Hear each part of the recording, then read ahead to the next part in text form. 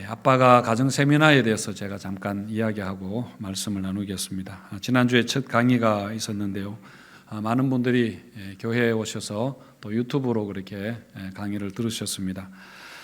가정예배 캠페인은 가족이 함께 시간 보내기, 그것보다 더 중요하고 그 이상의 것을 말합니다. 가정예배가 딱딱하고 아이들이 재미없어 할 거니까 예배보다는 가족들이 이렇게 교제하는 그런 시간으로 가지자 하는 방향으로 생각한다면은 그것은 별로 의미가 없게 됩니다. 시간이 걸리더라도 좀 더디게 그렇게 되더라도 목적하는 것은 여러분 분명히 예배입니다.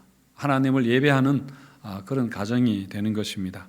그 예배가 무엇이고 어떤 예배를 말하는가 하는 것은 차치하고라도 분명히 우리가 예배를 목적으로 해야 한다 하는 것을 말씀을 드립니다. 그렇게 하면서 우리가 함께 생각할 것이 건강한 가정을 우리가 세우는 것입니다. 우리가 다음 세대를 세운다는 것도 건강한 가정을 세우는 것과 우리가 함께 생각해야 될 그런 문제입니다. 우리 성도님들 가정마다 사실은 다 아픔이 있고요. 가정이 건강하지 못하면은 굉장히 힘들고 많은 문제가 거기에서 비롯된다는 것은 우리가 다 아는 그런 사실입니다. 그래서 예방적인 차원에서 그리고 또 치유와 회복의 차원에서 우리 교회와 가정이 함께 우리가 이 사역을 해 나가는 것입니다. 이런 목적과 방향을 가지고 우리가 그 가정예배 세미나를 시작을 했습니다. 이 사역이 정착이 되기까지는 아마 지난한 시간이 걸릴 거라 그렇게 예상이 됩니다.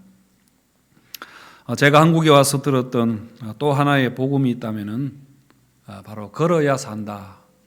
사람은 걸음으로 살리라 하는 것입니다. 그래서 광교산이나 만석공원에 나가 보면은 걷는 사람들이 사실 굉장히 많았습니다. 그리고 교인분들도 저한테 목사님 걸으셔야 됩니다. 목사님 운동하셔야 됩니다.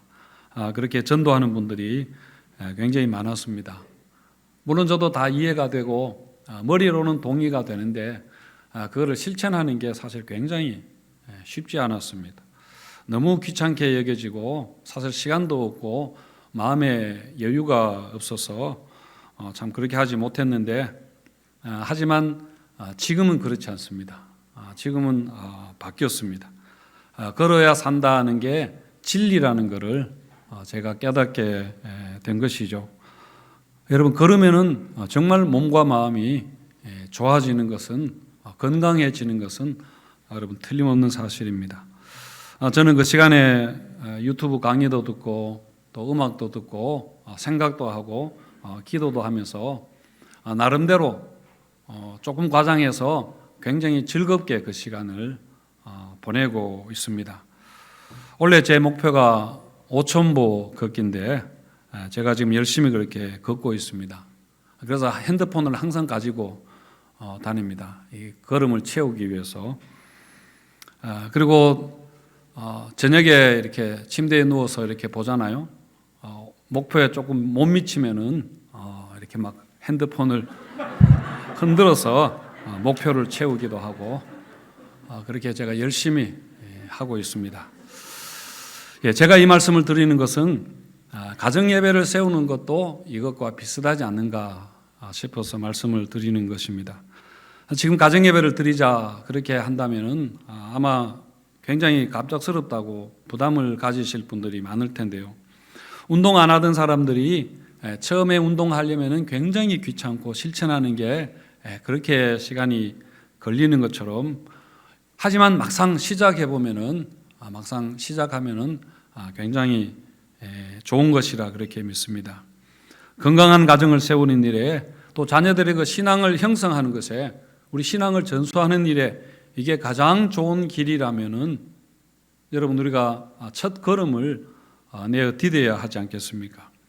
분명히 효과가 있을 것입니다. 그래서 이제 우리가 교회에 의존하는 그런 신앙이 아니라 교회와 가정이 서로 연결되고 상호 의존하는 그래서 가정을 살리고 정말 다음 세대를 세우고 그래야 우리 교회도 건강하게 자라가리라 그렇게 믿습니다. 이를 위해서 계속 기도해 주시고요. 이제 그림 하나 제가 보여드리는데 제가 억지로 그렇게 열심히 그렸는데 저렇습니다만은 올해 연초에 우리 교회가 하고 있는 사역을 한번 정리를 해 본 것입니다. 복음의 기초 위에 맨 밑에 있는 게 우리가 복음의 그 기초 위에 세워진 두 기둥이 바로 교회와 가정입니다. 그리고 지붕은 하나님의 나라입니다. 교회와 가정이 함께 하나님의 나라를 이루어가고 꿈꾸어가는 것이죠. 그래서 믿음의 반석 위에 하나님의 나라를 소망하면서 우리 가정과 교회를 사랑이 가득한 그런 공동체로 세워가는 것입니다. 우리가 이 일에 여러분 기도하시고 함께 하셨으면 좋겠습니다. 오늘 이 본문의 말씀은 우리가 잘 아는 오병이어 사건의 말씀입니다. 예수님이 보리떡 5개와 물고기 2마리로 5,000명을 먹이신 사랑의 기적 이야기입니다. 여러분, 이런 기적은 오늘 우리 삶에도 얼마든지 일어날 수 있는 그런 일입니다. 사랑만이 기적을 만든다 하는 말처럼 사랑이 있는 곳에 항상 이런 기적이 일어난다고 그렇게 믿습니다. 기적은 타이밍의 문제라 누가 말했지만은 시간의 흐름을 생략을 하고 그게 갑자기 일어나면은 그게 기적처럼 보이고 시간이 천천히 흘러서 시간이 천천히 걸려서 일어나면은 그게 일상적인 것이다, 자연스러운 것이다 그렇게 봅니다만은 또 우리가 전체적으로 그것을 다 이렇게 보게 되면은 그게 그냥 일상적인 자연스러운 것이라 생각하고 한 부분만 우리가 보게 되면은 다 알지 못하기 때문에 이게 왜 이렇게 되었는가 모르니까 기적처럼 그렇게 보일 것입니다. 그래서 기적은 뭔가가 생략된 것, 뭔가가 설명이 생략되고 우리가 이해가 이렇게 다 되지 못하는 그것을 우리가 기적이라 그렇게 볼 수 있는 것이죠. 어쨌든 여러분, 사랑과 공의로 일하시는 하나님의 섭리 안에 있는 모든 것이 다 여러분 기적입니다. 그래서 여러분들에게도 지금 기적이 일어나고 있다고 그렇게 믿으시기를 바랍니다. 천천히 진행이 되어서 일상적인 것처럼 보이지만은 하나님이 우리 가운데 우리를 긍휼히 여기시고 우리 가운데 일하고 계시기 때문에 여러분 얼마든지 기적이 우리 가운데 일어나고 있는 것입니다. 이 오병이어 사건은 12제자의 전도 여행 후에 일어난 그 일인데요. 30절에서 32절 말씀 우리 같이 한번 읽어보겠습니다. 30절에서 32절 시작.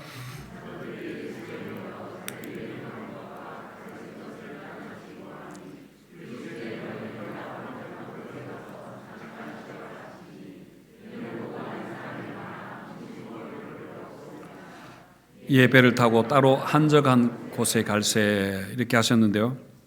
6장 보시면 앞부분에서 예수님이 12제자를 단기 선교를 보내십니다. 그래서 제자들이 나가서 훌륭하게 사역을 하고 많은 일들을 경험하고 돌아왔습니다. 귀신이 쫓겨 달아나는 그런 역사도 보고 병을 고치는 그런 기적도 일어났습니다. 그리고 돌아와서 예수님께 그들이 행한 것과 그들이 가르친 것을 낱낱이 고하니 그렇게 했는데요. 그러자 예수님이 그것을 듣고 굉장히 기뻐하셨습니다. 단기 선교로 고생을 많이 하고 기진맥진하고 돌아온 제자들에게 예수님이 휴가를 주기 위해서 따로 한적한 곳에 가서 쉬어라 하시면서 제자들과 함께 배를 타고 한적한 곳으로 빈들로 광야로 그렇게 가셨습니다. 그런데 사람들이 어떻게 그것을 보고는 거기까지 따라와서 예수님과 제자들이 쉬지도 못하고 다시 사역을 하게 되었습니다.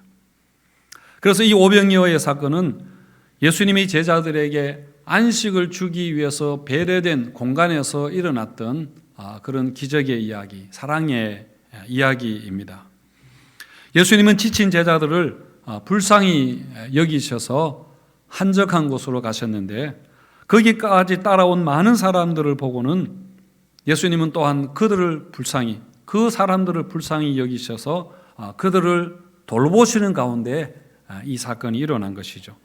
34절에 보시면은 예수께서 나오사 큰 무리를 보시고 그 목자 없는 양 같음으로 인하여 불쌍히 여기사 이에 여러 가지로 가르치시더라. 불쌍히 여기사 가르치시더라. 누가복음과 마태복음에는 병도 고치시더라. 그렇게 되어 있습니다. 목자 없는 양같이 불쌍히 여기셨다. 그렇게 했는데 이 말씀은 물론 마가복음에만 이 부분이 나옵니다마는 구약 성경에 나오는 말씀이죠. 민수기 27장 17절에 보시면은 모세가 자신의 후계자 여호수아를 세워서 백성들이 목자 없는 양처럼 불쌍한 자들이 되지 않게 해달라라고 하나님께 기도하는 데서 이 말씀이 나왔습니다.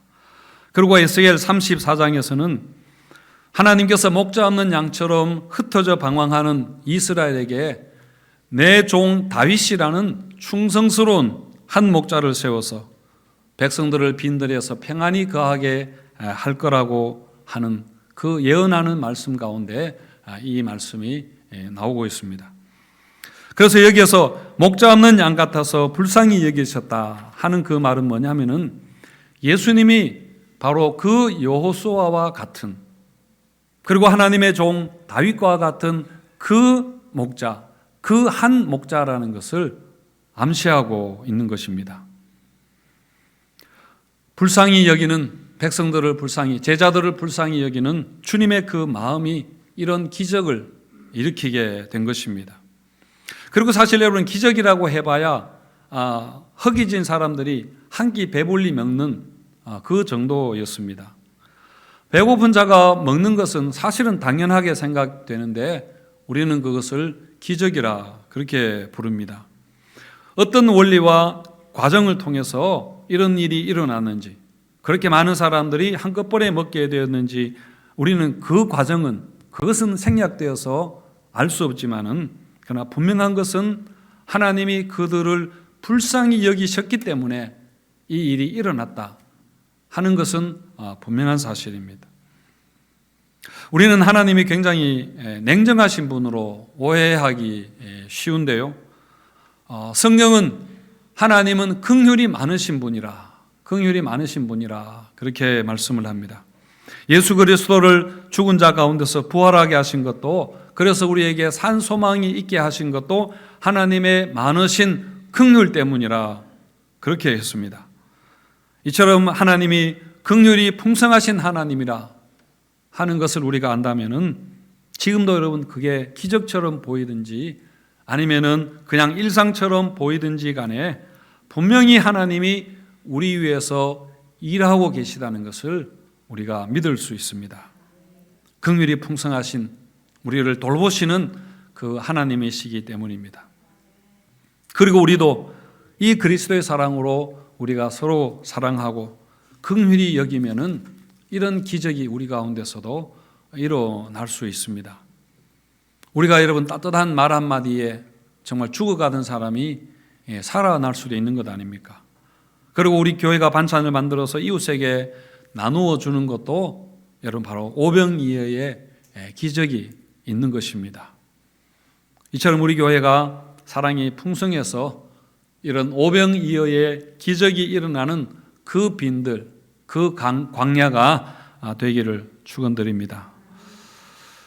오병이어 사건은 이렇게 기적 이야기이면서 또 하나님 나라에 관한 그런 말씀입니다. 오늘 마가복음의 6장에서는 두 개의 잔치가 나란히 그렇게 나옵니다. 첫 번째 잔치는 오늘 본문 바로 앞에 나오는 헤로드 왕이 베푸는 그 잔치입니다. 14절에서 29절까지 나오는데요. 헤로드 왕이 자기의 생일에 잔치를 열었는데 많은 사람들을 초대해서 아주 굉장히 화려하게 왕궁에서 잔치를 열었습니다. 아마 이 잔치에는 고급스러운 음식과 산의 진미들이 가득했을 것이고요. 그리고 귀족들과 유명 인사들이 초대받지 않았겠습니까? 그래서 누구든지 이 잔치에, 이 파티에 초대받고 싶어 할 텐데, 근데 여러분 여기에서 이 잔치에서 어떤 일이 일어났습니까?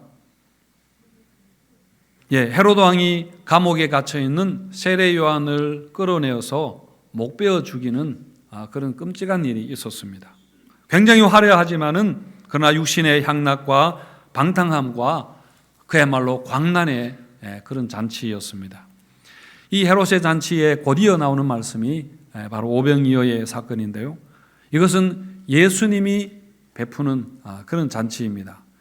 예수님도 사실 왕이니까 왕이 베푸는 잔치라 그렇게 볼 수 있습니다. 하지만 화려한 왕궁이 아니라 황량한 광야에서 그렇게 그 잔치가 있었습니다. 귀족들이나 유명 인사들이 초대받아온 것이 아니라 가난하고 굶주리고 병든 자들이 몰려들었습니다. 비록 흔한 물고기와 보리떡으로 그렇게 먹었지만은 그래도 모두가 실컷 먹고 정말 영혼이 만족을 누리는 그런 생명의 잔치, 생명이 살아나는 그런 잔치였습니다. 그래서 이 두 잔치를 나란히 옆에 두고 성경은 우리에게 질문하는 것 같습니다. 어떤 잔치를 원하느냐고, 어떤 잔치에 가기를 원하느냐, 그렇게 묻습니다. 제임스 스미스라는 분이 하나님의 나라를 욕망하라라는 그 책에서 오늘 설교 제목을 그 책 제목 그대로 땄습니다만은 그 책에서 이 제임스 스미스가 이야기하는 게 내가 누구인가 하는 것은 내가 무엇을 알고 있는가 하는 것에 달려 있는 것이 아니라 내가 무엇을 욕망하고 있는가, 내가 무엇을 사랑하는가 하는 것에 내가 누구인가 하는 것이 달려있다, 그렇게 이야기를 했습니다. 그래서 우리가 사랑하고 있고 우리가 욕망하는 것을 따라서 우리의 마음과 생각과 삶의 물길이 형성이 되어 있어서 그게 우리 삶의 패턴이 되고 그게 우리에게 습관이 되어 있어서 모든 것이 그 길을 따라서 그렇게 흘러간다는 것이죠. 그래서 여러분, 우리가 사랑하고 우리가 원하고 욕망하는 그것이 사실은 우리가 숭배하고 있는 것이다, 그렇게 이야기를 했습니다. 여러분, 어느 잔치를 원하십니까? 헤롯 왕궁의 잔치인가요? 아니면 빈들에서 잔치입니까? 우리 가정은 여러분 어떤 잔치가 있는 곳으로, 그런 가정으로 되기를 원하십니까?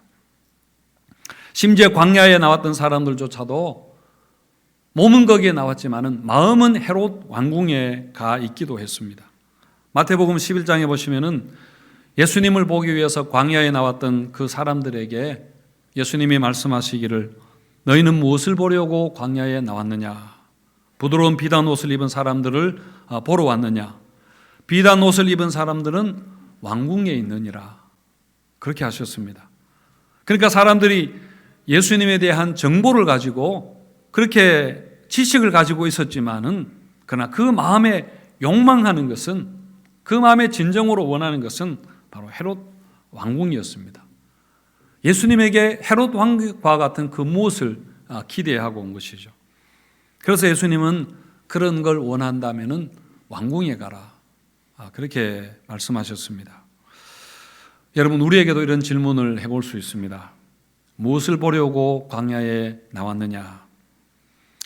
우리가 머리로는 성경 지식과 기독교 교리가 가득하지만은 근데 우리 마음은, 우리가 욕망하는 것은 헤롯 왕궁의 잔치일 수 있다는 것을 말합니다. 일본이나 또 동남아시아에서 선교하는 분들, 선교사님들 이야기를 이런 말을 하는 것을 가끔씩 듣습니다. 그 나라 사람들에게 예수 믿으라 그렇게 하면은 별로 거부를 하지 않는답니다. 그리고 성경을 가르쳐 주면은 그것을 잘 받아들인다고 합니다. 왜 그런가 하면은 내가 가지고 있는 것을 그대로 가지고 있으면서 거기에다가 예수라는 또 하나의 좋은 것을, 그 성경이라는 좋은 것을 더하면 된다고 생각하기 때문인 것이죠.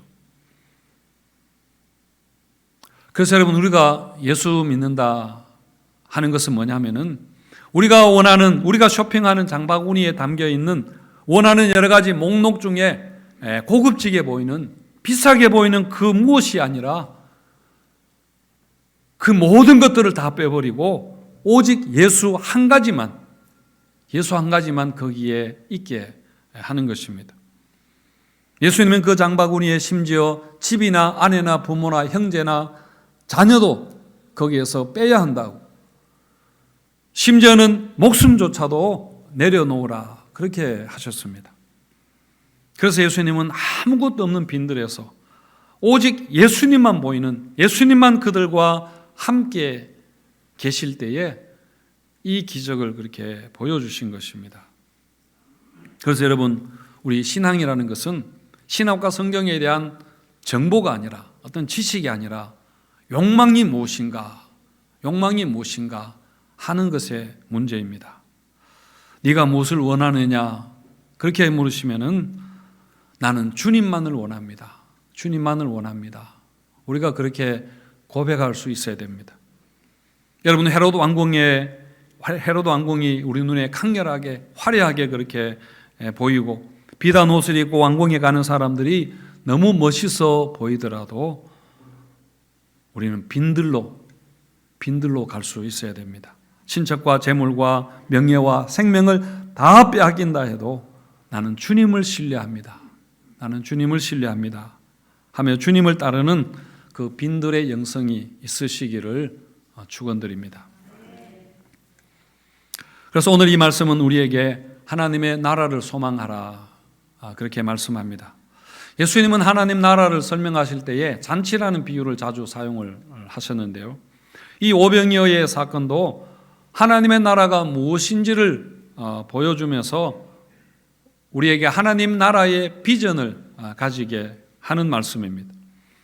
42절에서 44절 말씀 보시면은 다 배불리 먹고 남은 떡 조각과 물고기를 12바구니에 차게 거두었으며 떡을 먹은 남자는 5,000명이었다 그렇게 했는데요, 모두 다 먹었습니다. 그리고 배부르게 먹었습니다. 그리고 남았다고 그렇게 합니다. 그리고 부스러기를 12바구니, 12이라는 게 완전하다는 의미 아닙니까? 12바구니에 거두었는데 가득 차게 거두었다 그렇게 말합니다. 남은 것이 가득 찼다.